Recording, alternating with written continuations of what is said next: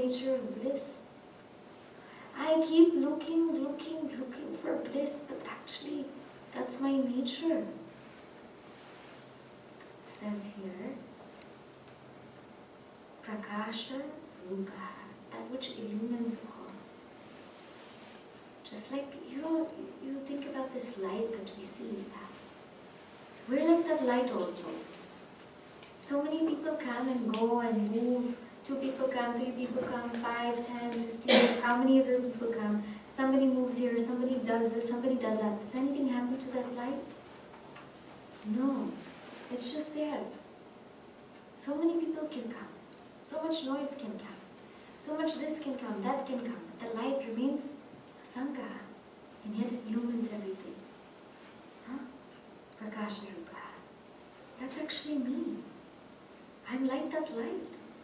No, I am that awareness. I just illumine everything. This comes, that comes. Okay, fine, let it come. My true nature is that. Something completely different than what I think myself to be.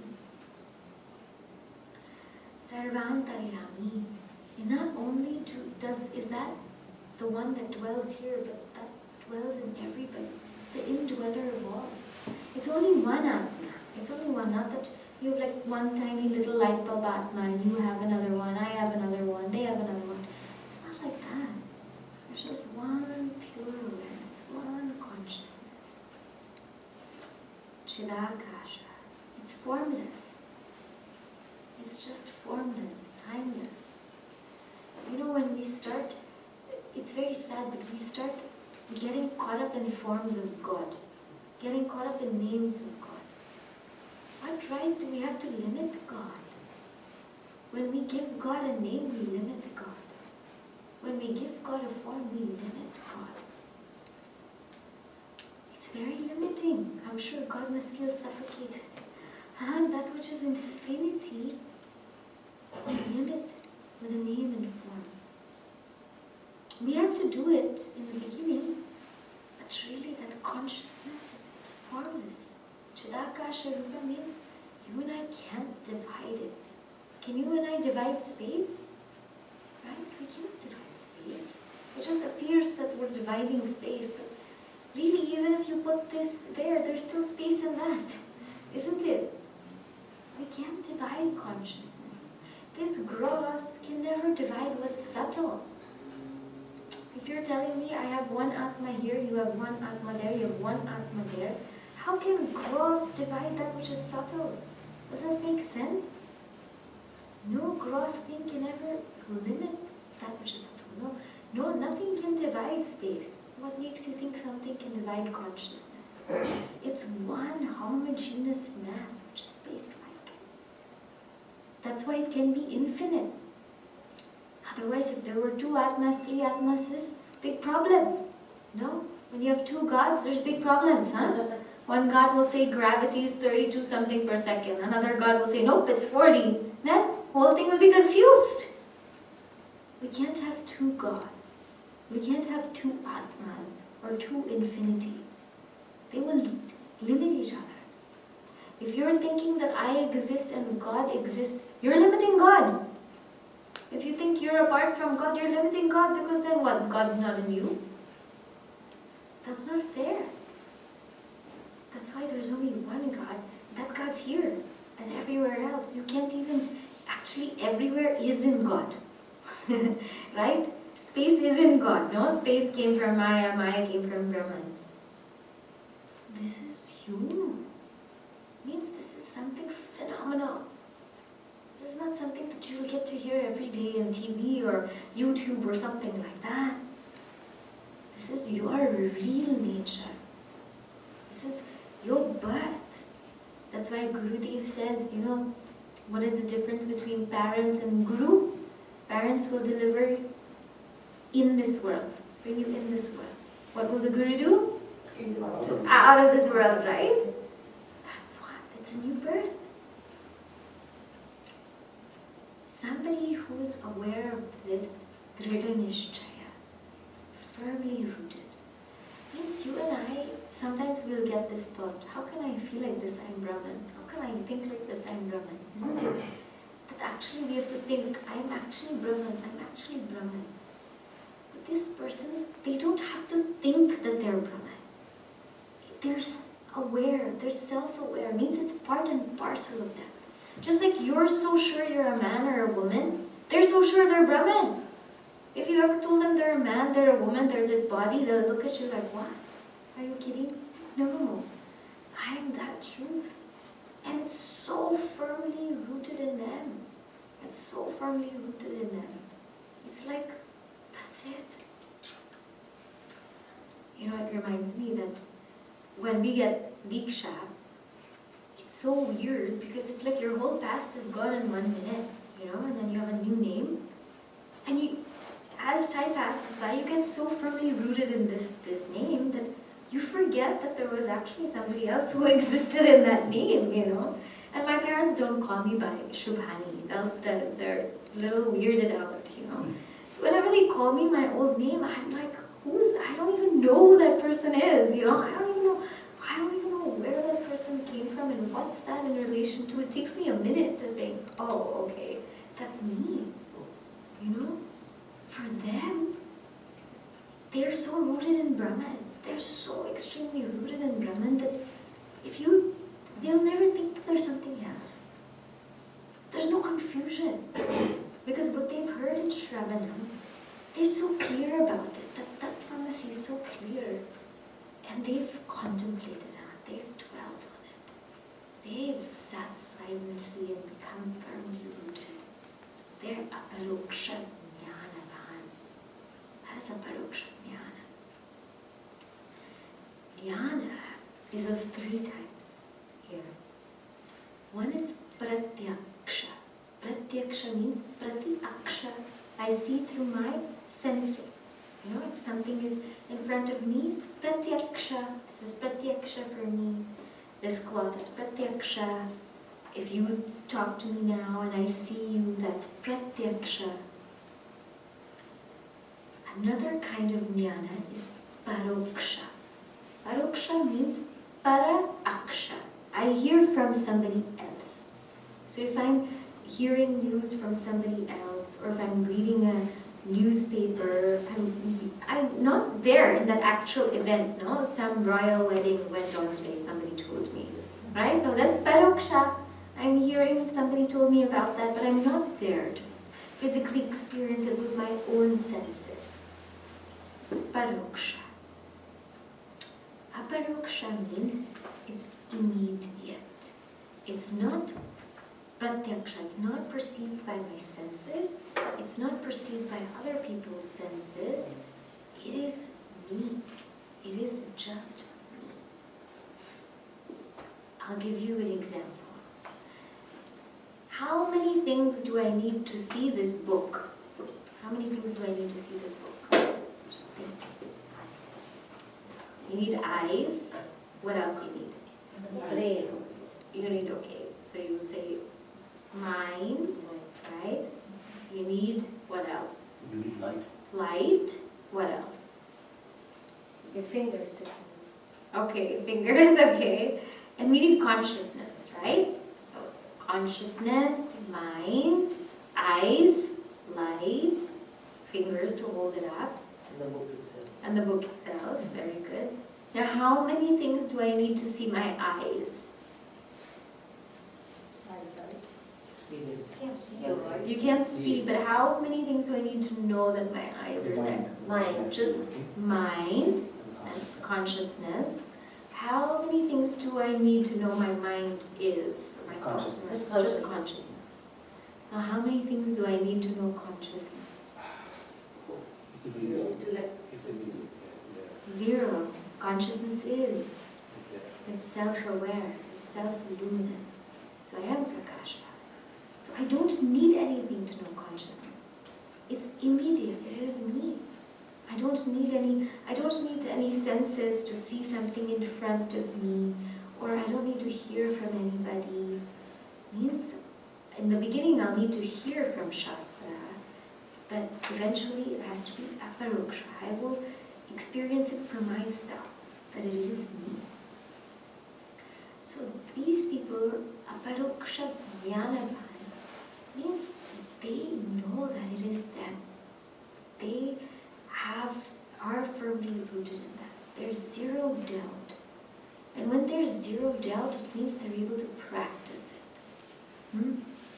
Because one who just, it's not like if you and I just hear I am Brahman and we have an intellectual thought, okay, I am Brahman, that means we're liberated. It's not like that. It means that they're firmly rooted in it. And you can see, because only one who has a pure mind can be firmly rooted in this. That's why that sadhana chatushtaya is so important. Because only one who has that can be rooted in this knowledge. You and I can intellectualize all we want. We can talk all this Vedanta, we can have so many classes here, there, all of that.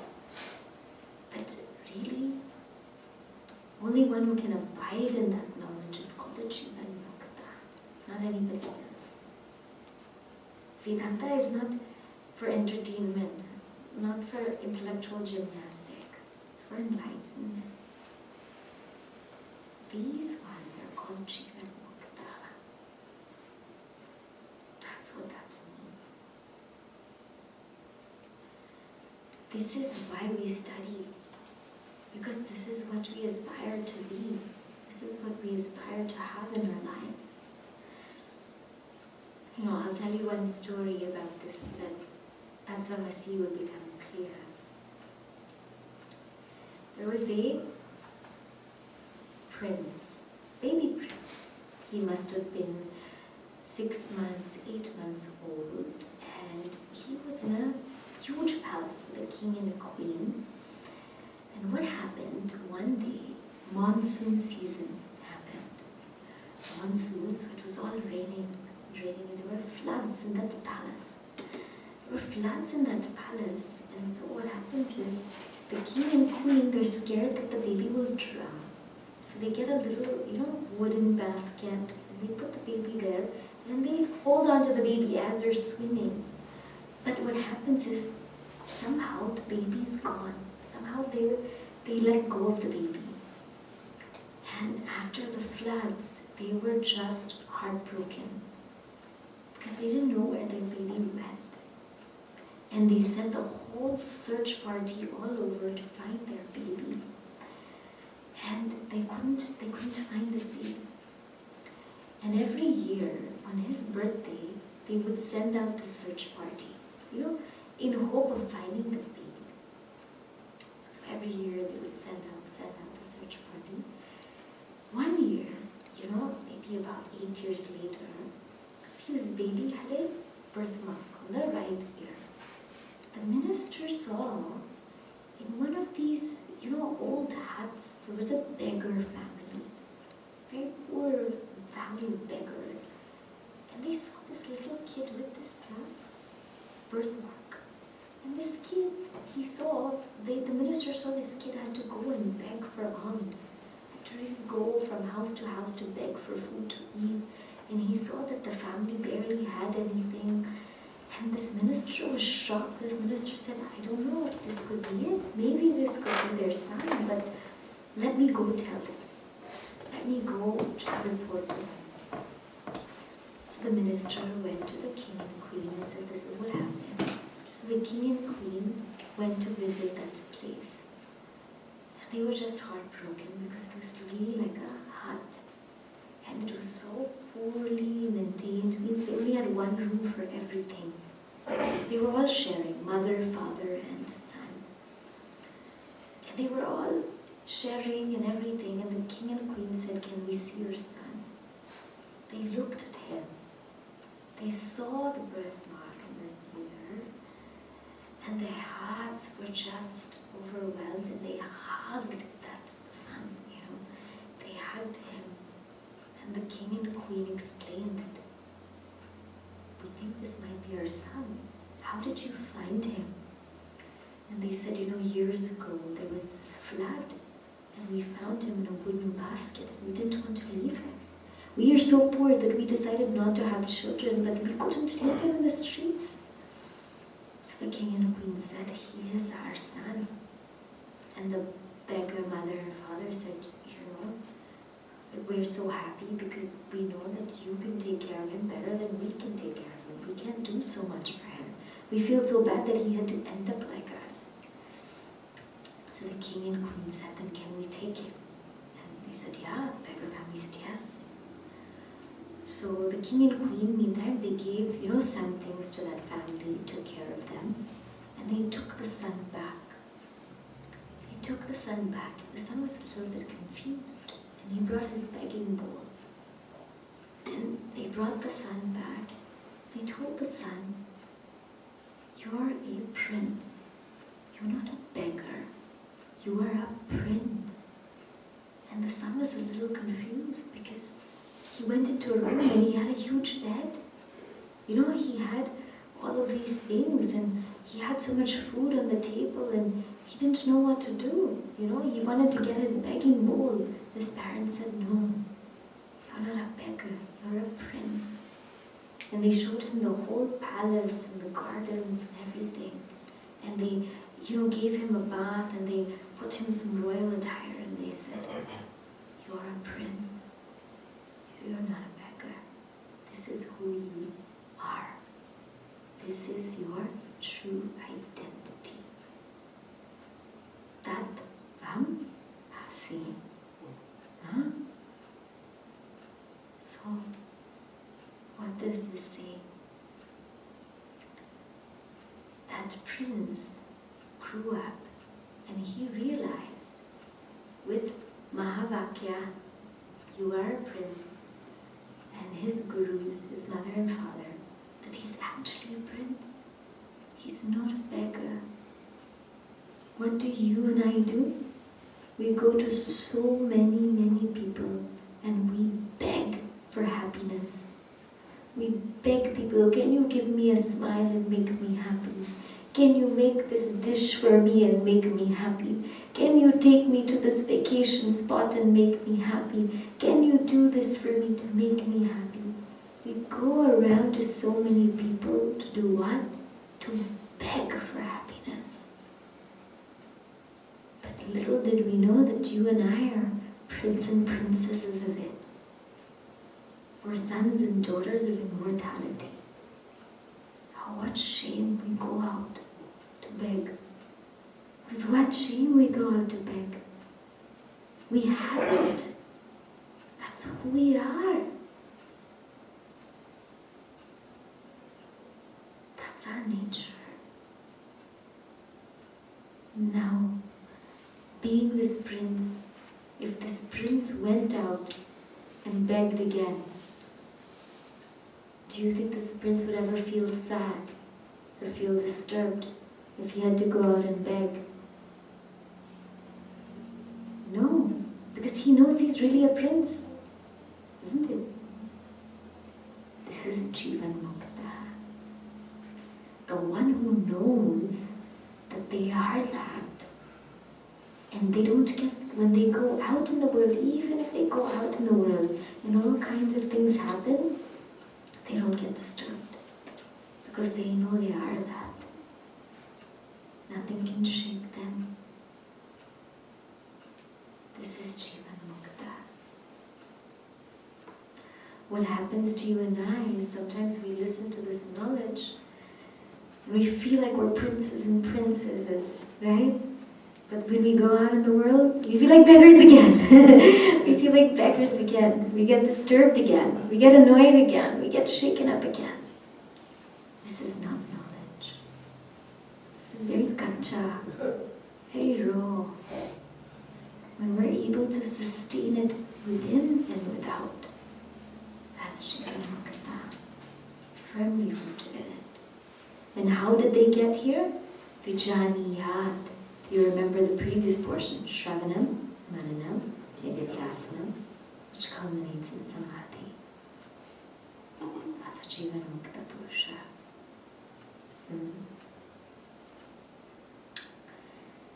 Now, one might wonder, what else do we get if we're Jivan Mukta? Yes, we will get this sense of fulfillment, fullness, just like I've explained to you. But what else will we get? Now goes to the next topic. Very interesting topic.